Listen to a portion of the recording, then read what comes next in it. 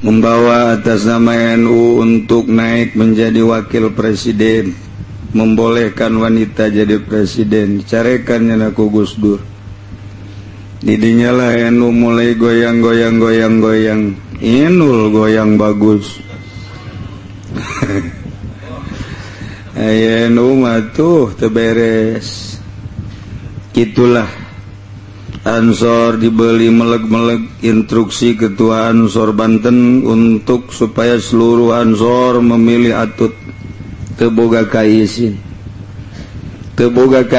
wajah NU dek dikamanakeun. NU mah organisasi sosial keagamaan secara mutlak yang didirikan pada tanggal 26.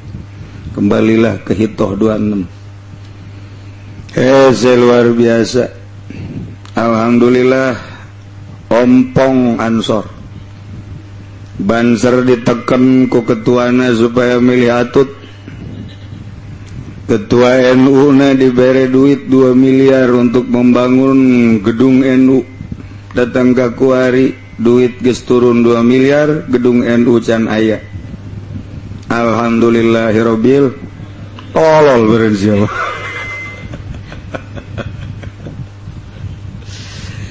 Jadi di mana nu dibanggakeun ku urang. Baheula NU berkibar ketika dibawa ku Gus Dur. Main cantik dengan Soeharto 3 kali dibunuh nage dengan membawa bendera NU yang selalu berlawanan jeung perjalanan Soeharto. Tetapi NU makin hari makin muncul, makin hari makin luhur, makin hari makin berkibar. Berkibarlah NU di bawah tangan Gus Dur sebagaimana berkibar ketika di bawah tangan Kiai Haji Hasyim Asy'ari. Tapi setelah dipegang ku Kiai Hasyim terus kuari ku Agil, baheula mah NU teh layahya walayamut, kuari mah yamutu walayahya.